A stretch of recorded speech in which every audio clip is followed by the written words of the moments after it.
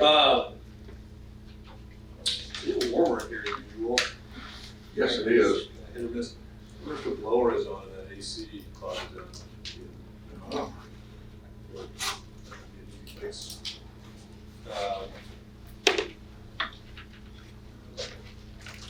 It's probably locked, Ray. The keys on the pegboard downstairs.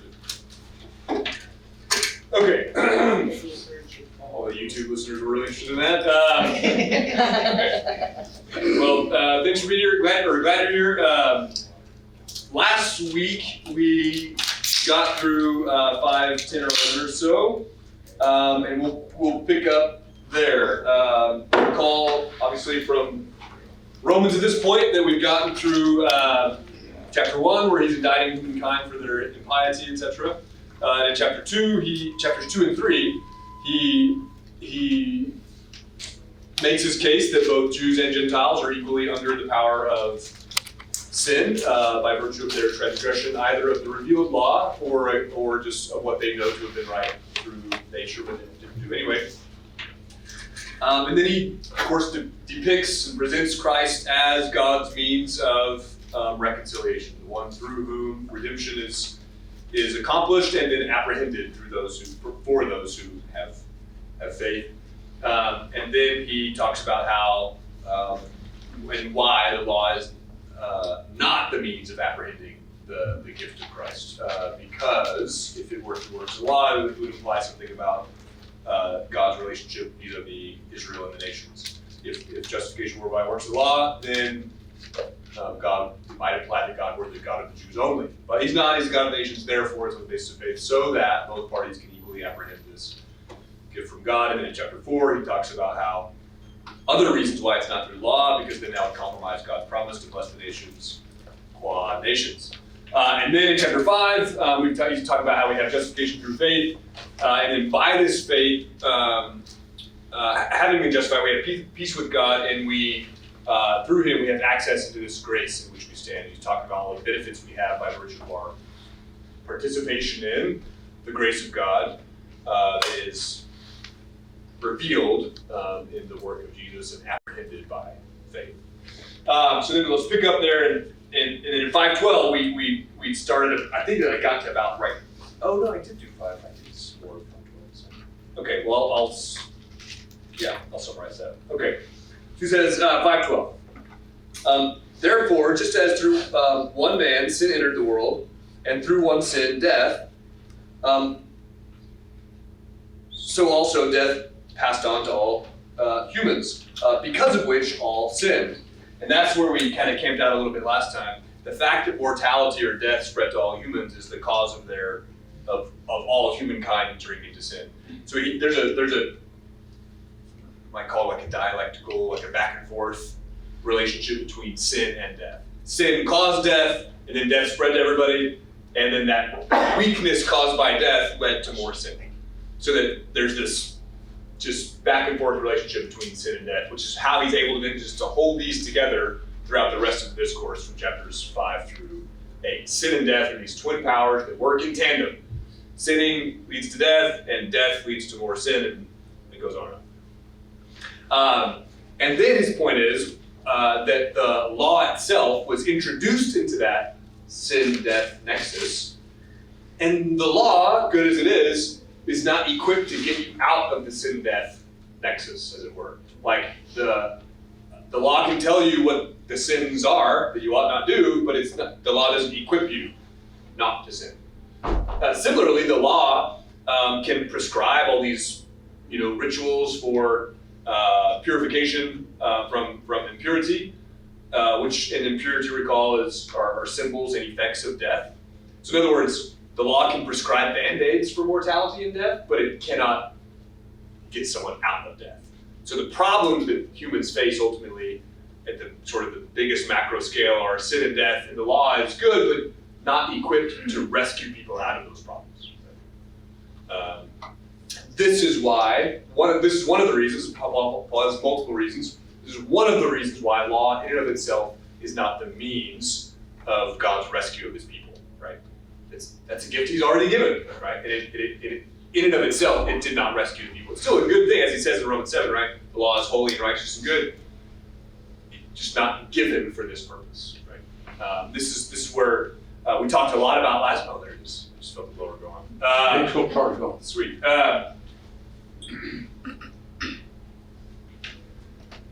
Talked about last week the purposes for which something was given, right? We talked about sacrifice. We talked about Leviticus 17 verses 10 and 11, how Israelites are forbidden from consuming blood, and the reason is because blood was not given for that. God gave blood for a very particular purpose. He said, look, I gave you the blood so that you may use it as atonement for yourselves, etc. This is just basic to Paul's reasoning about all of God's gifts. They have purposes and boundaries and limits. And so this is Paul's recognition about the law. It just wasn't given to be the means through which God receives it. It's not equipped for that. It'd be like if you're in a fire and I threw you a lifesaver. You're like, okay, I see that this lifesaver has life-saving capabilities, but unfortunately the fire just melted it, and it's not going to help me get out of this fire, right? Or reverse it, you're drowning and I get a water hose. Well, you just made the problem worse. You just added more water to the situation. You should have thrown me a lifesaver, right? So the law is all these things, good, right? Nothing wrong with a lifesaver, nothing wrong with a hose. They're just not equipped to get you out of either fire or drowning. Okay. So that's the kind of connection between 5 and 12, the connection between sin and death. So he says, for until the law came, sin was in the world, but sin was not. And this is an interesting verb that Paul uses. I suspect your translation might say something like reckoned. Say reckoned. Yours does? Imputed, okay. What did y'all have a translation along those lines? What did y'all say? Ours? Sorry, 13? Charge. Charged, okay, that's actually a really good translation. Okay, so for until the law, sin was in the world, but sin was not, and then it's used this term. Some people have charged, reckoned, imputed, etc. Sin was not. I think the best word actually is probably the word invoiced or something like that. It says counted. Counted, okay. The reason I don't like translation, well, there's lexicographical reasons why I don't like certain translations because the word just isn't used that way. But also theologically, there are certain reasons why I don't like certain translations. For example, the idea that it wasn't charged or like God wasn't actually counting sins until the law came. We know that's false, both in the context of Romans and broader scripture for a few reasons. How do we know that it's just not the case that God was not counting people's sins or judging them basically for those sins? How do we know that that's just not a true claim until the They're law? cast out of the garden. Yeah, they're cast out of the garden. That's a sin for which that sin was reckoned to them, right? Or charged against their account. They got punished for it. Yeah, basically every event from Genesis 1 up until the giving of the law is like 9.5 times out of 10, it's going to be an example of someone having committed a sin for which they were punished, right? It's almost, you could almost say the opposite. Before the law, there wasn't a single sin that God didn't punish, right? I think what he means here is not that they weren't charged. They weren't, I think probably an apter analogy might be something like they weren't invoiced. In other words, people didn't actually know the price of them. In other words, Oh, I see what you're saying. I thought it was the law was given, but it says sin was not counted. counted, yeah, right. I think it was being counted. So I think if we're to use let's use a restaurant metaphor. You go to a restaurant without looking at a menu. And you're like, I'll take the hot dog. They bring you the hot dog, and then they bring you the bill. And then you have to pay the bill. So you paid for it. You didn't know what it cost ahead of time. You didn't know this was a $90 hot dog. I wouldn't have ordered it, right? You didn't look at the menu. In other words, the price of the event was not told to them, basically. But the word is it is an accounting metaphor. That's why some of them have imputed or charged or reckoned. But I think it's an accounting metaphor indicating to them the price of the thing. Which also then makes more sense of what Paul's actually saying. Like, look, sin was in the world, and it was being judged. People didn't know the consequences of sin, etc., until the law revealed it. Right? was going to cost something. They knew what they were doing was wrong, but I didn't know that like this was going to be that, right? Sort of which then also makes more sense of his point, because he says, look, sin was in the world and sin was being punished, right?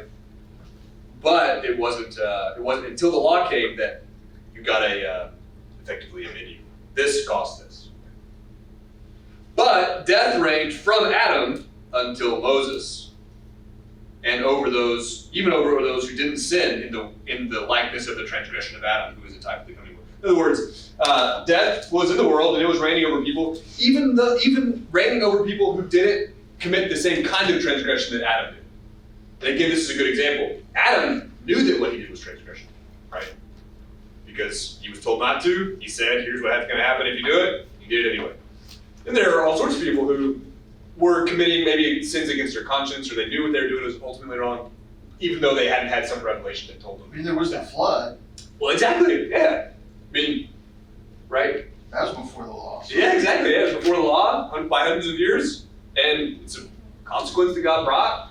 But Paul is saying, like, look, it wasn't until the law came that X act was aligned with Y punishment. Right? And this makes sense also of what it's saying here. Like, look, death reigned over everyone, over people who transgressed against a known law, like Adam, and who transgressed in ways that were different than Adam did. Transgressed just against what they knew they ought not have done, but did it anyway.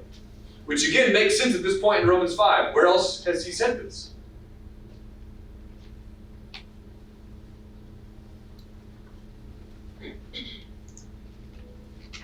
In Romans.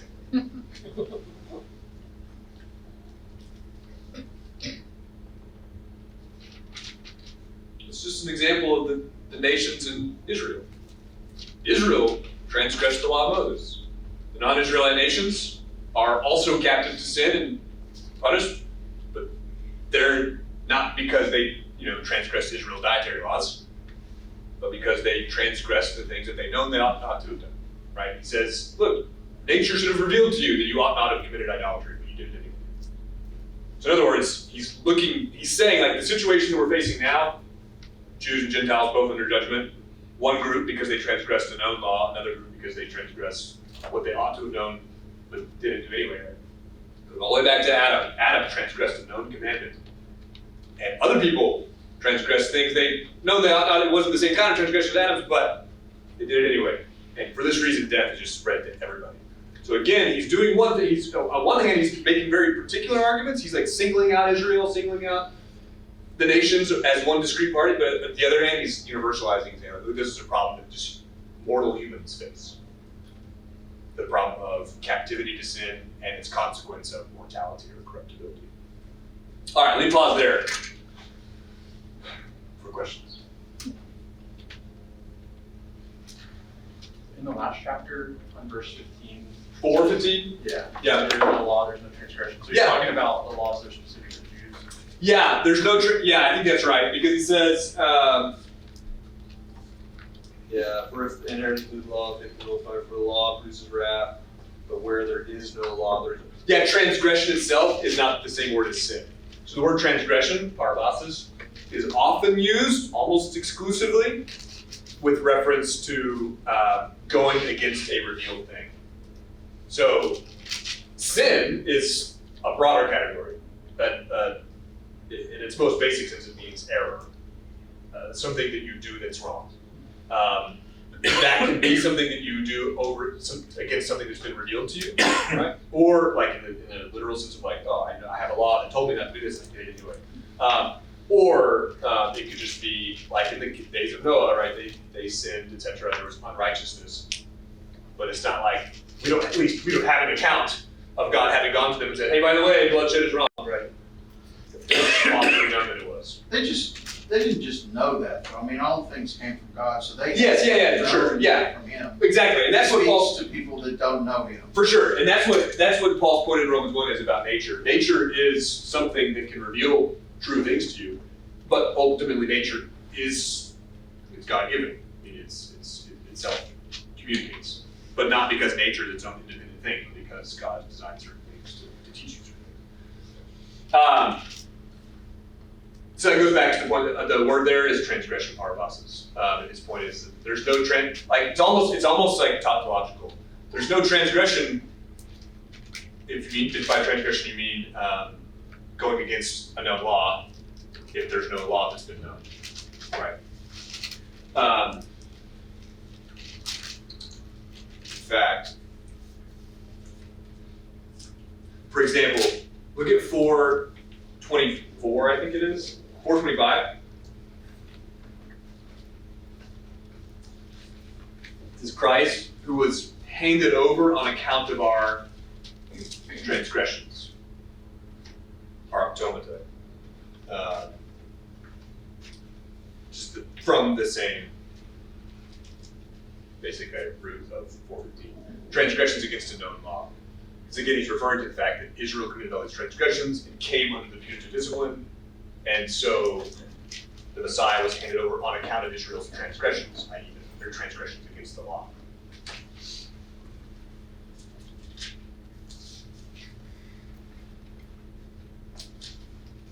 Wow, and actually, it's actually really interesting. Look how I think this pattern is maintained actually perfectly in 5:14 itself. Look at 5:14. Notice this vocabulary switch. Death reigned over those from Adam until Moses, even over those who didn't what? Sin in the likeness of the transgression of Adam. Adam committed a transgression because he went against the known commandment. See, mine that said trespasses, but that has more. Trespass That has more to do with land.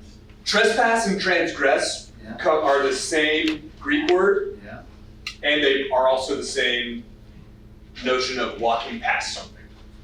Yeah.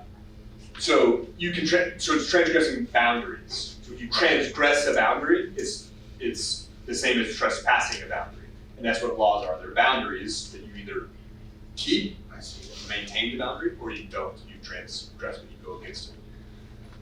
So transgress and trespass often translate the same Greek words. And they're both the same category of metaphor of travel. Which is why you get the same metaphors like you walk in the way of the Lord, right? You don't transgress his boundaries. Because the way of the Lord is also a geographical metaphor to refer to his requirements. Walk the way. Yeah, walk is a common Jewish idiom for behavior.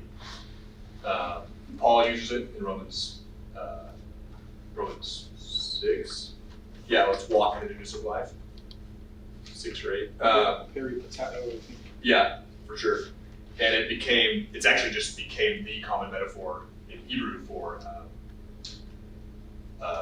legal reasoning, because you may have heard the word before. It's a noun, halakha. You've heard that word before. So why the early church was called the Way? Yeah, probably because, well, itself based on Isaiah 40, where God says, "I'm going to prepare a way." It's the way for Yahweh's return. That's right. Okay. All right. There. Questions through there?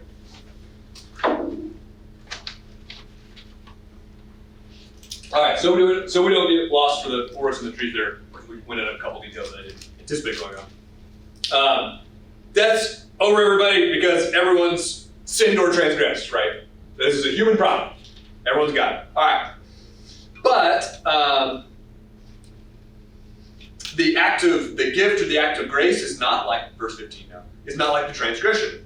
For by the transgression of one human, Adam, by the transgression of one human, the many died. How much more, by the grace of God and the gift through the grace of the one man, Jesus Christ, how much more will that grace abound to the many? In other words, like Adam transgressed, and it brought death to everyone. So now, through one man's act of righteousness, he's going to bring life to everyone. And he qualifies it with reference to those who are united to Christ. Yeah, he qualifies that in, I think,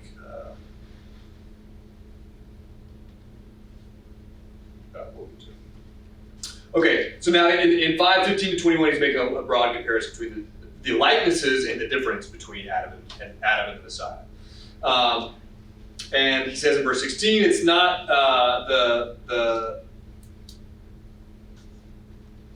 the gift is not like the transgression of the one man.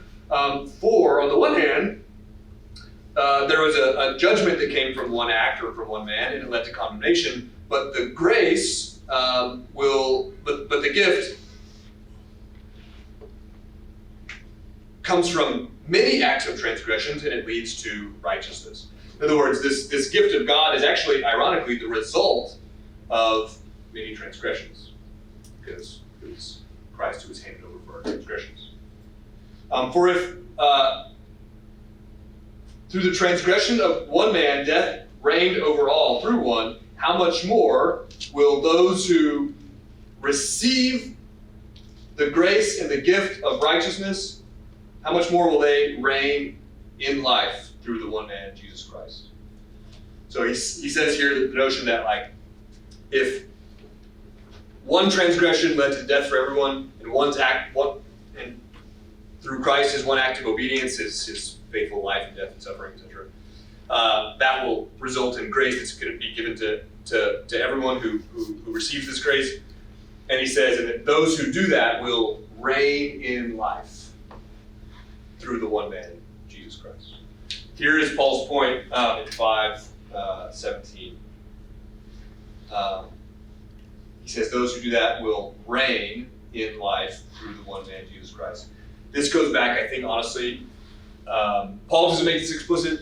I think it goes back to his notion of what humans were intended for. Go back all the way to Genesis 1, and this is what humankind was created to be. Adam and Eve were created, and it said God blessed them, and he said, be fruitful and multiply, fill the earth and subdue it, and exercise dominion over the created order. In other words, reign over it. Reign over the birds and the fish and the sea and the creatures, etc. So humans as created were intended to be people who reign over the creation in obedience to the Father.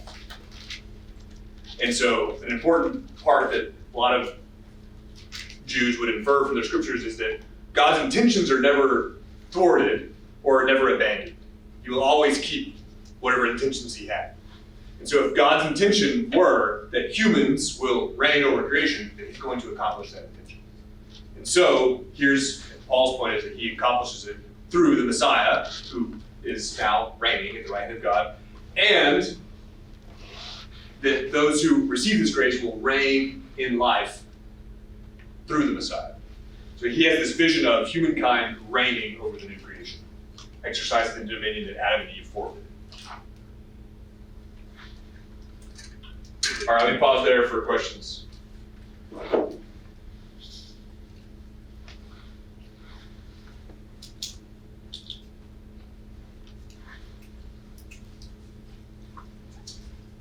do you think it means to reign, to subdue?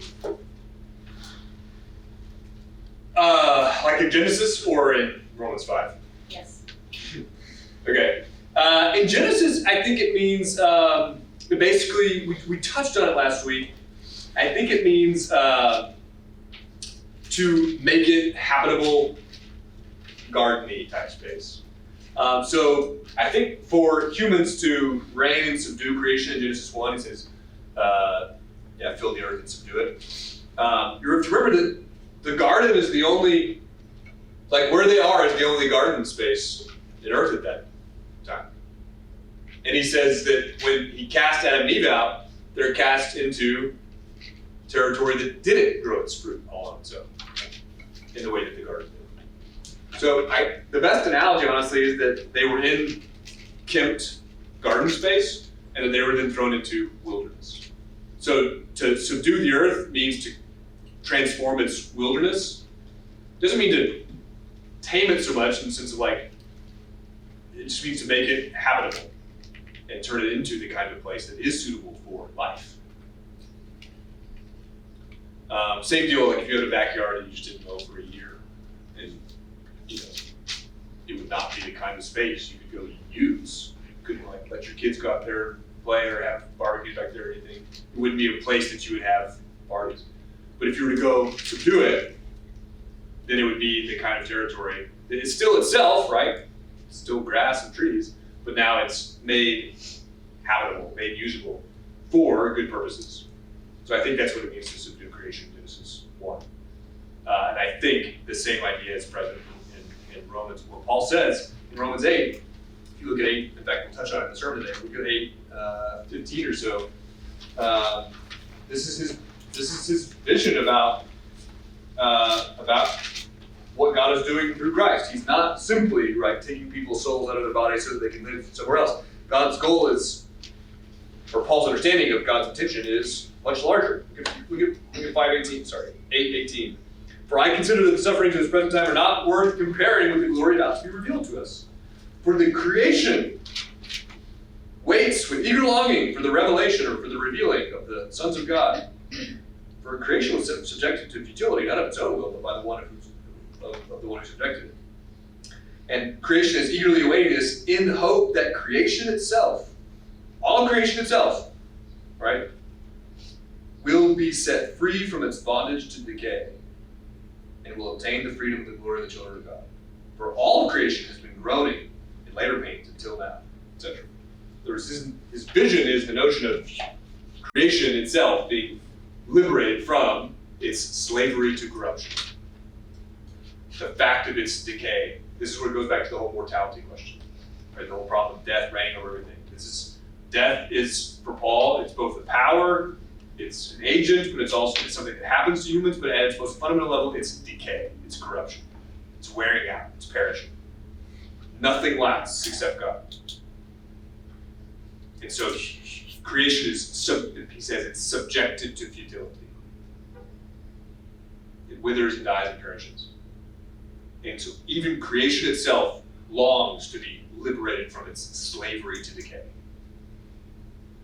And he says this will happen. This is what the new creation is, the liberation of creation from its decay. And it's in that liberated creation over which humans will reign with the Messiah.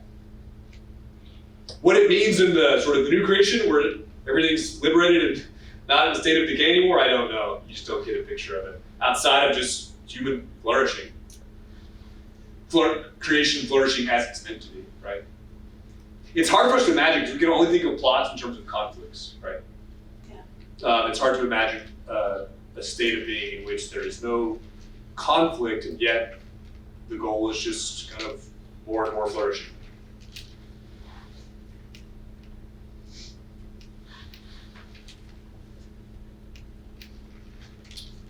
Okay, others? Let's skip through the end of 5 because we've been in 5 for a while. And then we'll start with 6 next week. Okay, so Romans 5. Where did we stop? So 5:18. So therefore, just as one man's trespass led to condemnation for all, so Adam's transgression led to the condemnation of all humans. So therefore, one man's act of righteousness leads to righteousness or justification in life for all. For just as by the one man's disobedience, the many were made sinners, so by one man's obedience, right, Christ's obedience to the Father, the many will be made righteous. Then he's talking about how, right, sin and death have been in the world, it's caused all these problems, but now the act of Christ has come in, it's able to rescue people out of it. So he pauses to reflect on what the law did and didn't do. Verse 20, but the law came in with the result that trespasses were multiplied. So when the law came in, it didn't have the effect of liberating people from transgression, it had the effect of multiplying transgressions. But where those sins increased, God's grace abounded all the more. So one thing, it's hard to see in translation, but he says, where transgression abounded, God's grace superabounded. Is the way he uses the same word. He just adds a prefix that means really. So where sin abounded, God's grace really abounded. So God's grace overcame the transgressions. So that in the way that just as sin exercised dominion through death, so now grace might exercise dominion through justification, which leads to eternal life through Jesus Christ.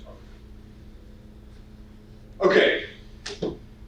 So this big picture, right? Adam commits sin, leads to death for everybody. Christ comes and obeys, and it leads to justification and life for everybody. So therefore, receive this gift from the Messiah and participate in the life that is guaranteed by virtue of Christ giving it to his people. And the life he's talking about is resurrection.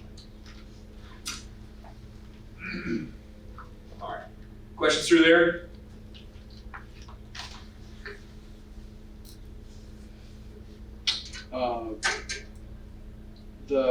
In verse 20, did you get that? You just read that verse, right? Yes. Yeah, that's where right. it says, so it says, but the law entered. Yeah, the law entered. The singular trespass there, what does that refer?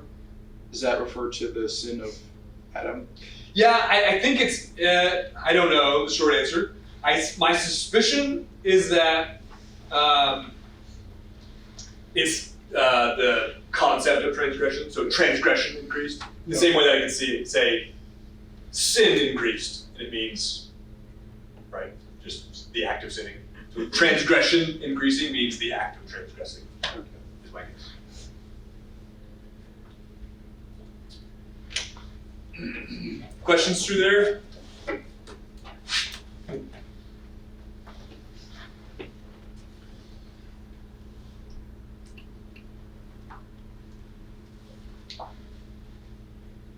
Paul, so they're talking about the sin of Adam's sin? He's doing both. Yeah, he's talking about Adam's transgression, which led to death for everybody. And then he talks about when the law came in, transgression increased, which there would be, I think, a reference to Israel's transgressions. Yeah, particularly. Oh, okay. Yep. Just want to understand that more. Mm-hmm. No, that's a good question. So when the law came in, it didn't solve the transgression problem. It actually resulted in transgressions increasing. That's part of his point about how the law is good. It's not equipped to rescue you out of the power of sin, death, or transgression. It can tell you what not to do. It can even tell you the punishment for it, but it can't equip you to keep it. What you need for that is something else, which Paul goes on to talk about in Romans 7 and 8. The gift of the Spirit by which people actually can keep what the law requires of them, to love the Lord your God with your heart, etc. Sin not literally increased, but now maybe we name them, so there's more. Yeah, well, and I don't know. He says in Romans 7 that like with the commandment, the sin energized me. Like he said, it worked in my members to produce covenant. So he said, I was alive until the law came. The law came and said, don't covet. So all of a sudden, that aggravated the problem, and all of a sudden I started coveting everything. So I mean, I do think he might think that there's an increase by virtue of the giving of the law. He says it. So by naming them, it increased. Yeah, which is it's kind of it's an interesting psychological reflection on Paul. I mean, an interesting psychological reflection that Paul has that I think rings true to human experience, right? Like, I dare you. yeah, So if I'm going to a park and I got a main thoroughfare, I can get to the park, but I got somebody's property over here that'll give me a shortcut, but it's their property, I don't say property, I just walk across it. Yeah. But they get tired of me walking across their property, Yeah. trying to make an easement, so they put up a barbed wire fence. Well, I said, forget that, I'm jumping over the fence. right. And that's what you're doing with the law, is he's like, this is not someplace you're supposed to go, let me put the law here. Mm-hmm. Yeah. And I don't care, I'm gonna jump. Yeah, right. Because exactly, like if you already wanted to do that bad thing, It's a willful disobedience. Yeah, exactly. And the notion of like, you know, we see with kids pretty often, right? Tell them not to do something and it becomes the thing they want to do. You didn't want to do it until I told you. You literally did not want to do it until I told you don't do it. Now I reverse psychologize with them, because this is how I get them to chill out. If they're fighting, I sit them one there and one there, and I say, you also have to look at each other. You can't smile. Don't smile. And then the problem was the one time I did it, and they started cracking up. The problem is one time I had done this several times, but Meg didn't know it. She hadn't been there for the first few of them, and so all she heard from me was going, "Y'all sit there and don't smile at each other." She's like, "Gosh, Paul, relax." And I'm like, "No, I'm trying to get him to. And then of course she looked at him and she goes, "Oh, never mind," because they're like cracking up and hugging. I wish the world was that simple. What about, Don't fight with each other. what say what it was about her. Well, it says sin entered the world through one. Oh, yeah, okay, yeah, thank you. Gotcha. Yeah, it's an interesting point because he can make the complementary point in a different passage. In 1 Corinthians, he'll put it on Eve. He'll say like, hey, or first. Yeah, he'll say in 2 Corinthians, he'll make a point about Eve's deception, and in 1 Timothy, he'll make a point about Eve. So I think he's able to do both. He's able to look at them both and say. I think it's tied though to the fact that he's trying to make a parallel with Christ. Yeah. He wants to make a parallel with Christ, so it makes more sense typologically to compare it to what happened. I mean, both are guilty. Both. Okay, let me pray. Father, everything for this day, thanks for this time together, thanks for this chance to be together and learn from your scriptures together. Thanks for this chance to be with one another. We lift up again all the requests from earlier, the flooding and for Dora's cousin Daniel. You give mercy to him.